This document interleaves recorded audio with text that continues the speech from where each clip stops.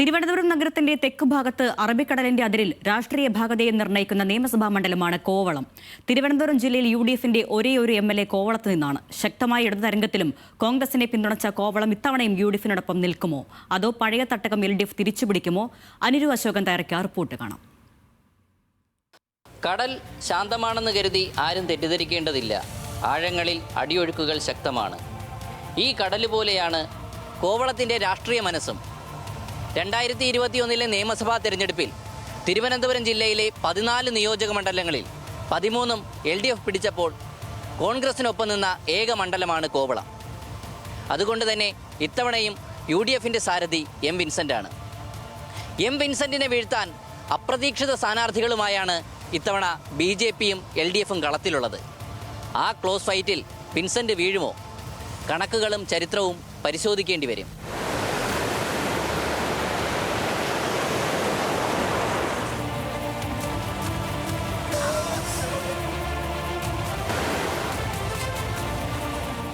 ജാതിമത സമവാക്യങ്ങൾക്ക് പ്രാധാന്യമുള്ള ന്യൂനപക്ഷ വോട്ടുകൾ വിധി നിർണ്ണയിക്കാൻ കഴിയുന്ന കോവളം മണ്ഡലം ഇക്കാലം അത്രയും ഇടതിനെയും വലതിനെയും മാറി മാറി തോളിലേറ്റിയിട്ടുണ്ട്.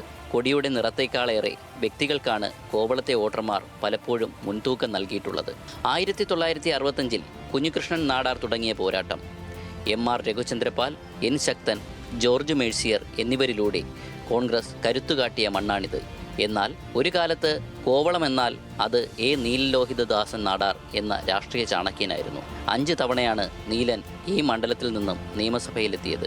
മുന്നണി മാറിയാലും ചിഹ്നം മാറിയാലും നീലനൊപ്പം നിൽക്കുന്നതായിരുന്നു കോവളത്തിൻ്റെ ശീലവും രാഷ്ട്രീയവും. സ്ത്രീ പീഡന വിവാദങ്ങൾക്കിടയിലും നീലനെ കൈവിടാത്ത കോവളം 2006 ആദ്യമായി അദ്ദേഹത്തെ പരാജയപ്പെടുത്തിയത്. എന്നാൽ 2011 നീലലോഹിതദാസൻ നാടാരുടെ ഭാര്യ ജമീല പ്രകാശത്തിലൂടെ LDF മണ്ഡലം തിരിച്ചുപിടിച്ചു.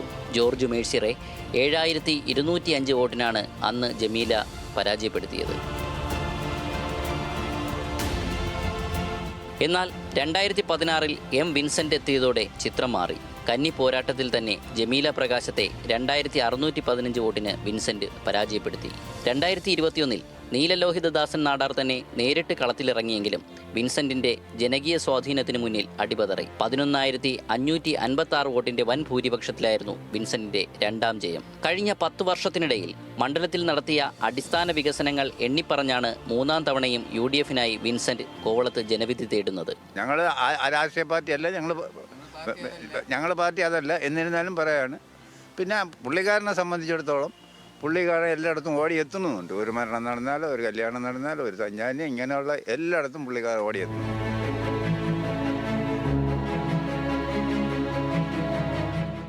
വിൻസെന്റിനെതിരെ LDF ഇത്തവണ കളത്തിലിറക്കിയിരിക്കുന്നത് യുവരക്തമായ ഭഗത് റൂഫസിനെയാണ്. RJD ISJDയിലെ തർക്കങ്ങൾക്കൊടുവിൽ CPM ഇടപെടലിലൂടെ കൊണ്ടുവന്ന പൊതു സ്വതന്ത്രൻ.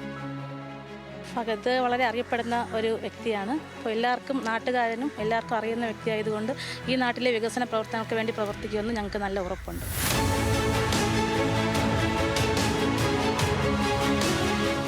മറുഭാഗത്ത് BJP ഇത്തവണ TN സുരേഷിലൂടെ അത്ഭുതങ്ങൾ പ്രതീക്ഷിക്കുന്നു.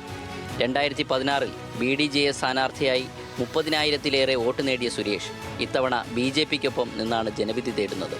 2024 ലോക്സഭാ തെരഞ്ഞെടുപ്പിൽ BJP അധ്യക്ഷനായ രാജീവ് ചന്ദ്രശേഖർ മണ്ഡലത്തിൽ നേടിയ 2ാം സ്ഥാനം BJPക്ക് വലിയ ആത്മവിശ്വാസം ഇത്തവണ നൽകുന്നുണ്ട്. BJPയുടെ നേതാവായതുകൊണ്ട്, BJPയുടെ സ്ഥാനാർത്ഥിയായതുകൊണ്ട് തീർച്ചയായിട്ടും അദ്ദേഹം ജയിക്കും. എതിരാളിയായിട്ട് നിൽക്കുന്നയാൾ കഴിഞ്ഞ 10 വർഷമായിട്ട് ഇവിടെ നിന്നിട്ട് ഇവിടെ ഒരു വികസന കാര്യങ്ങളും ചെയ്യാത്ത ഒരു MLA ആണ്. അതുകൊണ്ട് തന്നെ ജനങ്ങളുടെ ഇടയിൽ നല്ലൊരു അതൃപ്തിയുണ്ട്, ഒരു മാറ്റം അവർ ആഗ്രഹിക്കുന്നുണ്ട്.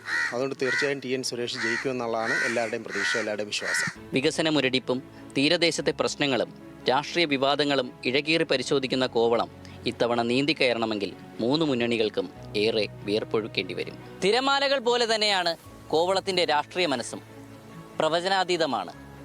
ന്യൂനപക്ഷ വോട്ടുകളും ജാതി സമവാക്യങ്ങളും നിർണായകമായ മണ്ഡലത്തിൻ്റെ ഹൃദയത്തിൽ ആരാണെന്നറിയാൻ മെയ് 4 വോട്ടിംഗ് മെഷീനിലെ കണക്കുകൾ പൂർത്തിയാകണം. അതുവരെ കാത്തിരിക്കാം. ക്യാമറാമാൻ അനീഷ് മലയൻകീഴിനൊപ്പം അനിരു അശോകൻ, ന്യൂസ് മലയാളം, തിരുവനന്തപുരം.